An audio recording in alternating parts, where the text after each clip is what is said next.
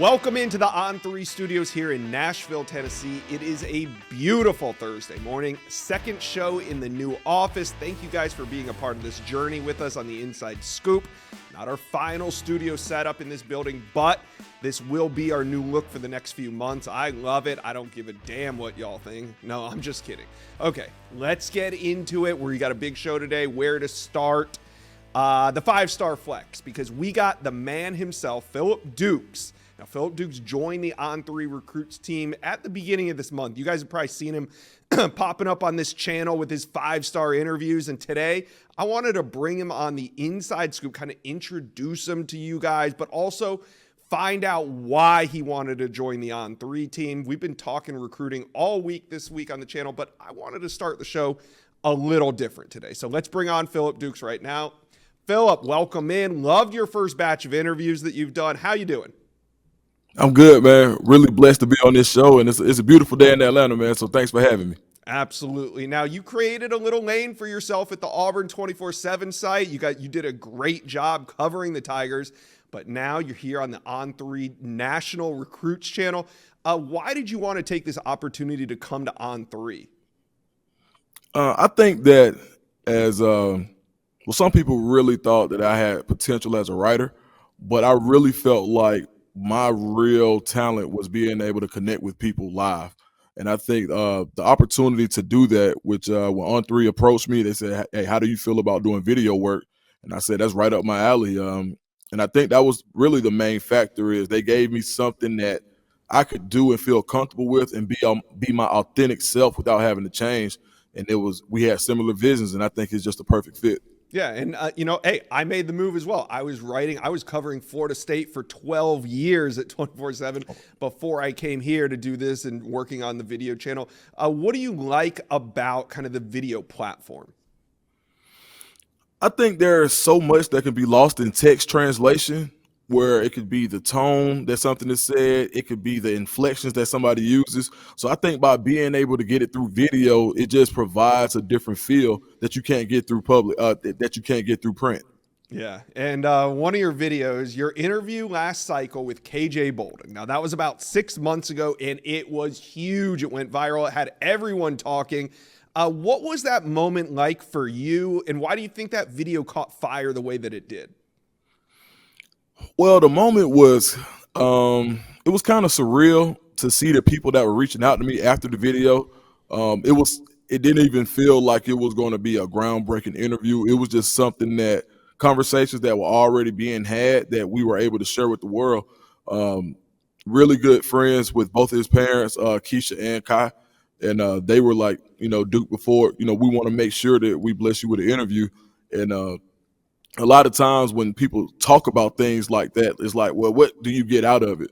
But it was really just being able to showcase my ability to connect with somebody who the whole world was looking at, especially the college football world was looking at that time, and being able to have an authentic conversation where it didn't seem forced or rushed, and he was able to be his authentic self as well. So I think that's probably the reason that it caught fire the way it did, was just because I don't think nobody has saw or seen KJ Bolden be that candid at that time. And I think just by being able to have that relationship with the family and show that, and also be professional while doing it. Shout out to the Boldens and Keisha and everybody over there. And yeah, man, it was a blessing.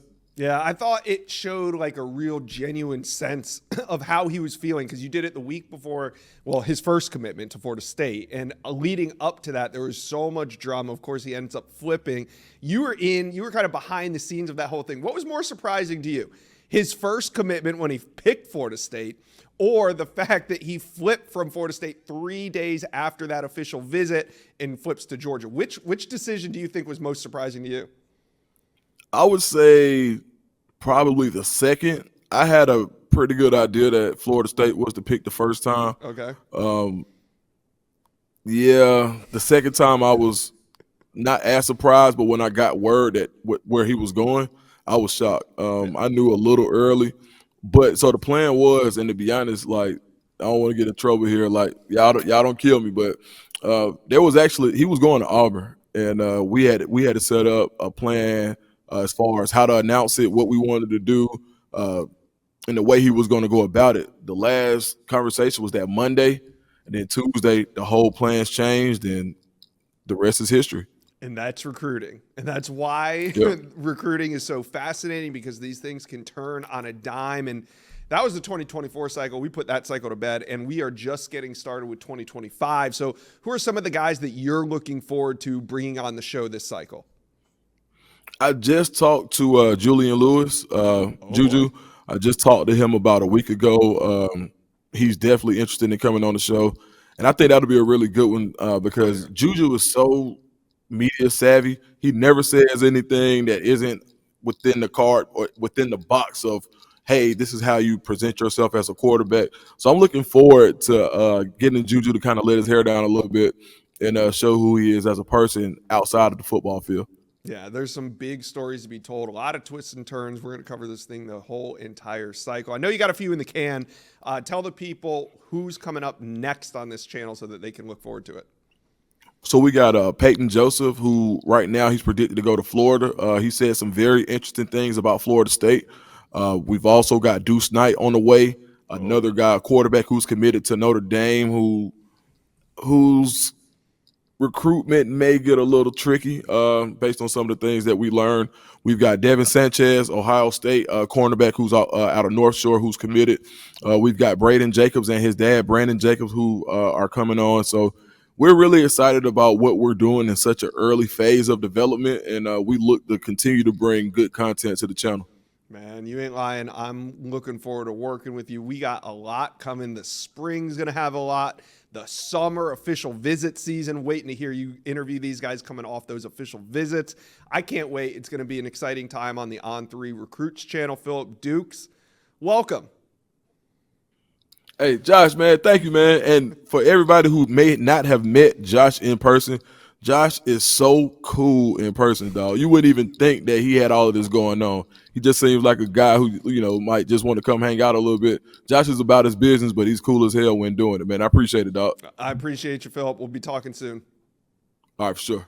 All right, that was Phillip Dukes with the 5-star flex. He's done some interviews. I'm going to link a couple of the interviews that he's already done in the description of this video below. You guys make sure you check that out. It's going to be a staple on this channel for the foreseeable future, really. I'm going to be here telling the story of recruiting, recapping it all, making it all make sense. But Phillip Dukes, he's going to be sitting down with some of the best prospects in America and bringing you intel that you'll only be able to get here at the On3 Recruits channel. So we're really excited about that. All right, now let's move on with the show. We have a big one today. Of course, we're going to start by talking some LSU. I got Shea Dixon on. LSU has the #1 team in America right now. They got a lot going on. We're going to tap in with him. We also go out to USC because we've been talking Julian Lewis from all different angles on this channel. We talked about it with Chad Simmons, director of recruiting. We've gone to the Georgia site to talk about him. We talked with the Auburn site about him. Well, today I'm bringing on Scott Schrader with We Are SC, the team that Julian Lewis is committed to. We want to find out how Scott is viewing Julian Lewis's commitment to USC right now. And then also we'll talk Ohio State. Chip Kelly is there. What is he going to have to do to recruit at Ohio State? Is Ryan Day going to make him carry his own weight on the recruiting trail? We tap in with Matt Parker to find out more about that. All right, big show. Let's get to it. Is LSU's #1 class about to add another major piece to it? The Tigers are out of the gate fast and running out front in 2025, and right now it doesn't look like anyone can catch them. We got Shea Dixon on from the Bengal Tiger to talk a little LSU recruiting today with us. But first, Tiger fans, hit subscribe to the On3 Recruits channel. Not because I was first to predict Bryce Underwood to LSU, but because we love covering the Tigers. So do me a favor and hit subscribe. All right, we've talked with Shea a lot about the offensive side of the ball when it comes to offseason recruiting.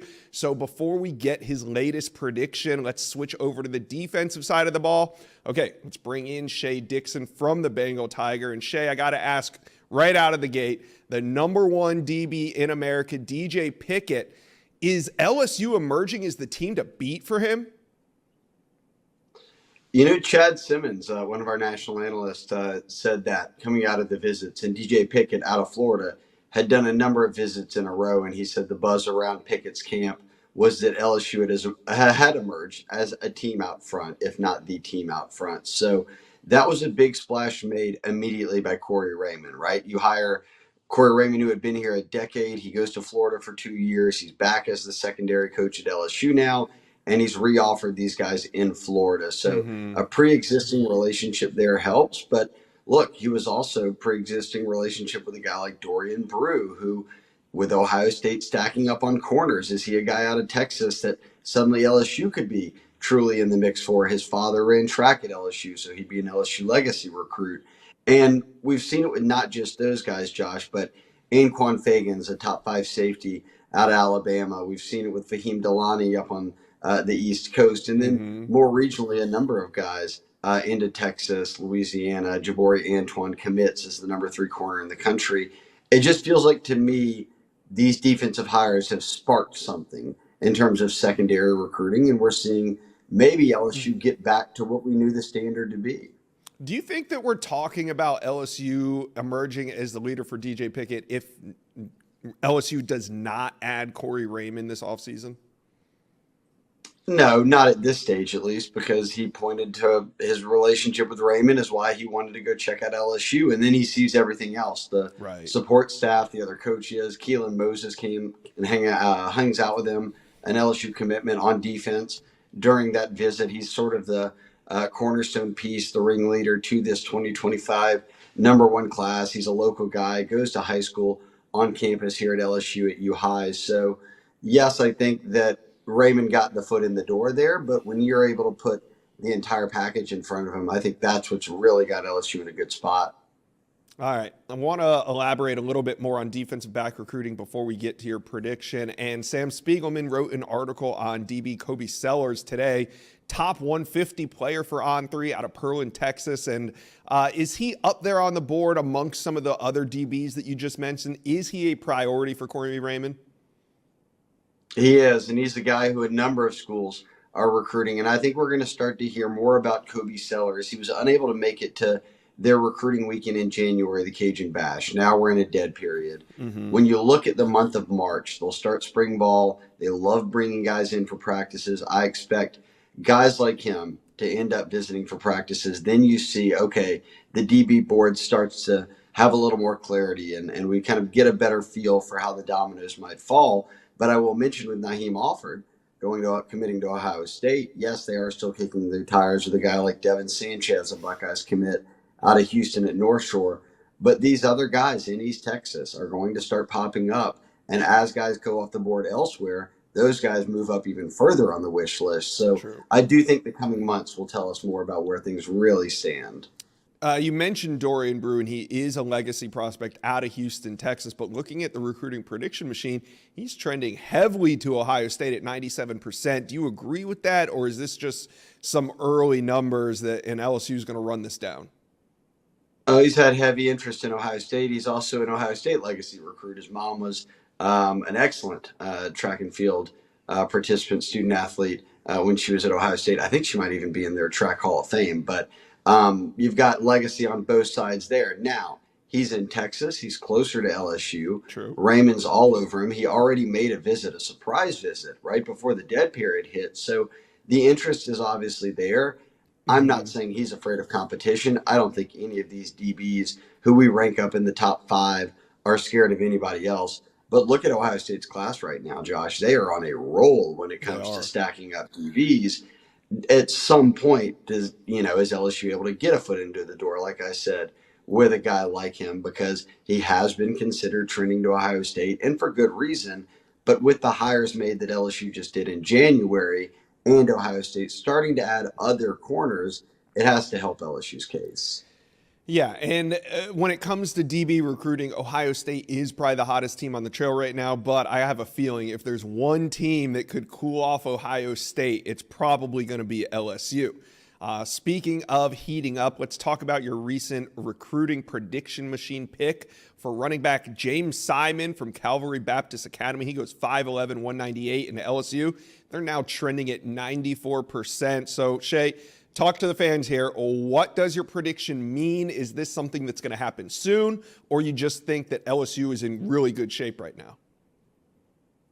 I just think LSU's in really good shape right now. I won't count out them being able to pull a rabbit out of the hat and get a commitment long before he said that anything would be trimmed down or focused on just a couple of teams because we've seen them do it with other guys in Louisiana. But here's the reality of where things sit. From the start, look at what Frank Wilson did when he got here. He said, I'm only going after one running back after signing Caleb Jackson and Trey Holly out of Louisiana. He said, that's it, one guy. In this 2024 class, it was Caden Durham. Caden Durham was considered an OU lock at one point. Yeah. And again, his mother ran track at Oklahoma. He ends up signing with LSU. This cycle from the start, Frank Wilson has said, I'm going after two guys, this 1-2 punch of Harlem Berry and James Simon. Harlem Berry's already committed to LSU, number one running back in the country. Simon, another top 10 running back here, is here in Louisiana. And when you've got Frank Wilson on a guy, it's a Louisiana kid. Of the On3 industry's top 8 prospects in Louisiana, Josh, 7 are already committed to LSU for 2025, a year away. So he's the only one not. His teammate, Devin Harper, an offensive lineman who blocks for him, is committed to LSU here recently. So I just think things continue to trend in the right direction. And that's before I even bring in any family ties. His dad, John Simon, is a Baton Rouge native, went to Southern Lab, played at La Tech, but has coached for a while in Louisiana, most recently at Grambling. So there's a lot of intertwined kind of connections between the staff and his father, and then the staff recruiting his son. So I really like where they sit here to get that 1-2 punch of 2 top 10 running backs out of the state. Yeah, well, his commitment might not be imminent, but I have a feeling that LSU is going to add another big piece to this number 1 class. Shea Dixon from the Bengal Tiger, you guys do an incredible job over there. Thank you for dropping by the Inside Scoop. Thanks for having me on, Josh. Speculation around Julian Lewis's commitment to USC has been heating up, and we've been talking a lot about it on this show, actually. We had Chad Simmons, director of recruiting, on. We've had Auburn insiders. We've had Georgia insiders on, and today we're talking to USC insider Scott Schrader. We're going to break it all down, talk some Trojan recruiting today. But first, USC fans, do me a favor and hit subscribe to the On3 Recruits channel. It's a long offseason. We're going to be here talking recruiting all offseason long. So do me a favor and hit subscribe. All right, let's bring on Scott Schrader from We Are SC. And Scott, Lewis has been taking some visits now. Colorado, Auburn, Georgia, and Alabama. It makes me want to think, when's the last time he's been to USC? I think, the last time he may have actually been to USC could have been a year ago in June when they were having the summer camps, and he was out there and he was talking to a lot of the guys in his recruiting class at that time, the class of 2026. And I don't think he's been back to USC since. I know he's got plans to come back, but it has been quite a while, and he's taken several visits, as you've alluded to other schools since then. Yeah, and so about 6 or 8 weeks ago, he announced that he's reclassifying from the 26 class up to the 25. And now Lewis had already been committed to the Trojans when he made that announcement. And, really, he's from Carrollton, Georgia. So really, from the minute he committed, there's always been some kind of rumors about a potential decommitment. But how legit are these recent rumors and concern for USC fans over the commitment of Julian Lewis? Well, I mean, I think the reality is, you can't just look at this situation and just go, well, he just wants to get his visits in, and he's just doing what he needs to do to take care of business and make sure that he's set up in case something goes wrong at USC and all this. But I think there's got to be legit concerns when you're taking multiple visits to Georgia, even to Alabama, Ohio State, right? Now Indiana. I'm sure there's Colorado. I think got a visit too, right? Colorado got a visit. So, he's taking these visits. I think there's really only a few schools that would probably, compete with Lincoln Riley, what he offers at USC, and Georgia and Alabama and Ohio State are certainly among them. So I think, the conversations I have is that USC's not expecting a decommitment, but at the same time, they understand that, it wouldn't shock them if that ultimately happens. But at this moment, USC is not sitting around waiting for Julian Lewis to decommit. Okay. So how important is it for Julian Lewis to make it to campus this spring? I think it's very, very important that he does do that. I think when you're on the side of the country and located where he currently is, You got to get him back on campus and get him kind of feeling what it's like to be at a school that he's committed to.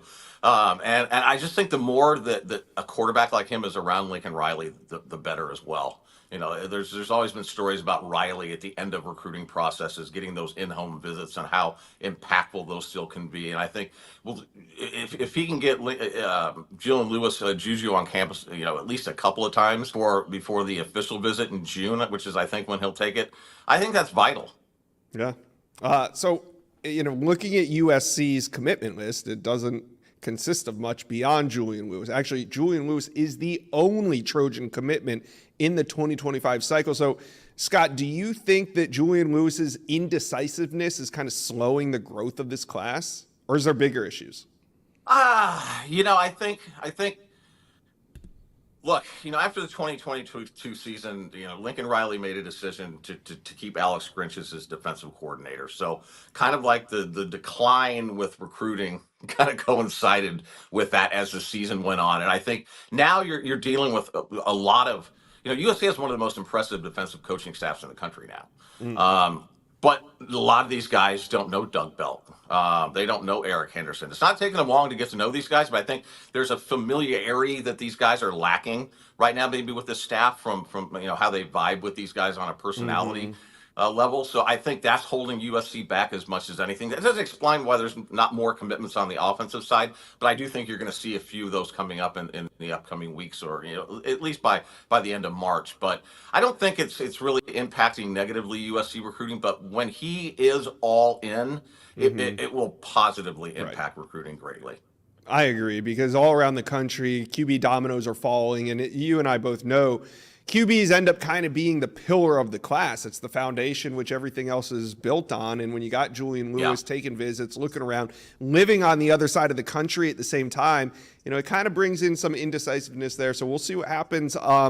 Speaking of Lincoln Riley, does he have a backup plan if Lewis decides to decommit from USC? Yeah, that's a question that we get asked often, and I'm certain that there is a backup plan. But right now they're all in on him. Class of 2025. They actually, I'm not sure. This is probably terrible that I don't know this for sure, but I'm not sure they've offered another class of 2025 quarterback. Okay. But it's not. Names have not been brought up in conversations I've had with USC people on a plan B. But it's certainly something that we're going to be asking about here as we get closer to spring ball. Yeah, and we're in the dead period right now. It ends on March 3rd. I think visits can start again on March 4th or 5th. And then, like you said, spring ball, the eval period begins in May. Lincoln Riley, or not Lincoln Riley, but his staff can get out on the road and go eval quarterbacks again and maybe make some new offers. We'll see what happens there. What do you think is the biggest priority? What's the biggest need for USC in 2025? Is it quarterback or is it another position? They definitely need to get a quarterback. There's no doubt about that. And I'm not sure.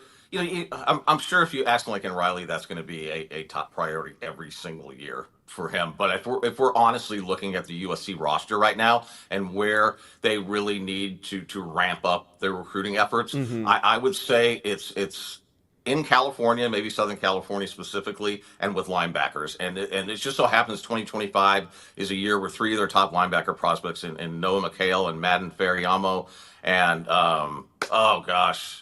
Cody Smith from Northern California, outside linebacker, really. But those three guys are three of the top players that USC is recruiting at the linebacker position. And I think it's vital that they get those kind of guys in this cycle.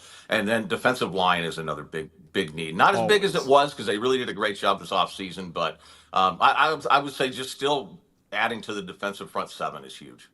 All right. Well, Scott Schrader with WeAreSC, thanks for coming on the Inside Scoop and breaking down this Julian Lewis situation. I know it's kind of a work in progress, and every week we'll bring up something new. But, Scott, thanks for dropping by today on the Inside Scoop. Thank you, Josh. Keep doing a great job, guys. Appreciate you. Is Chip Kelly going to have to recruit at Ohio State? I got Letterman Row insider Matt Parker on. We're going to dig into this Chip Kelly hire from a recruiting perspective.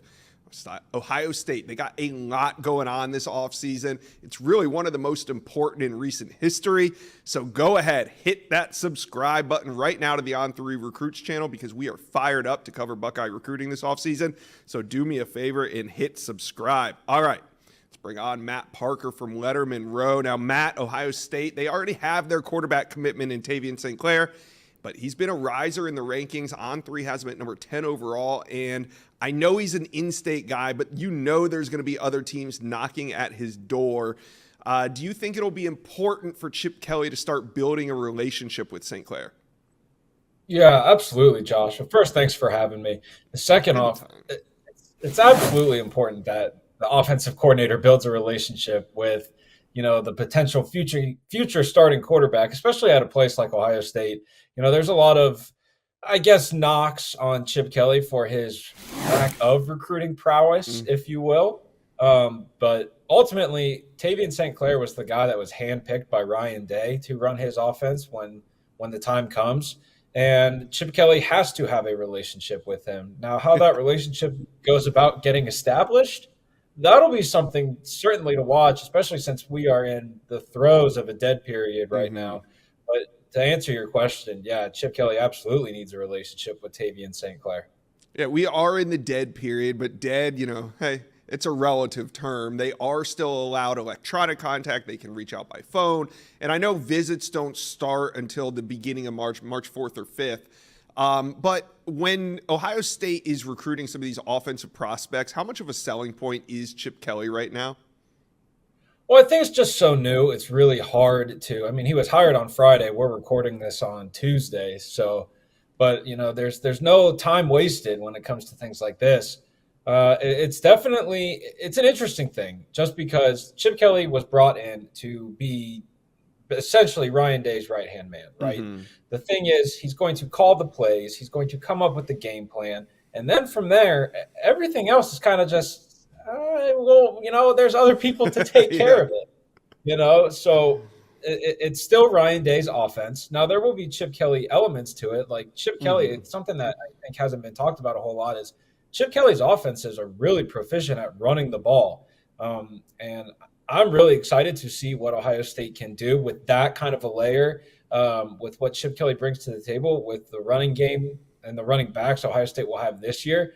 So I will say maybe for running backs and offensive linemen, particularly some athletic offensive linemen, I think Chip Kelly's offense could be a selling point, but it is worth noting that it is Ryan Day's offense. It's Chip Kelly in the driver's seat, however.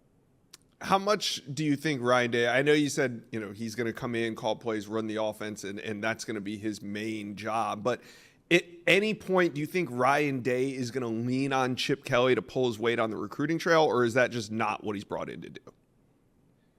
So I wouldn't expect that personally, just because they bought out Chip Kelly as a head coach to be an offensive coordinator. And on paper, a lot of people would think, oh, that's a demotion. But when you think about it, everything that comes with being a head coach nowadays, from the worrying about on-field stuff, roster management, NIL responsibilities, you add on transfer portal things, you add on high school recruiting, booster relationships, and everything like that.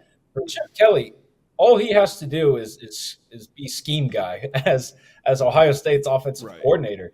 And I think on campus, when kids are on campus, when recruits are on campus, I think that's when you'll see Chip Kelly really start to do his thing as it relates to recruiting.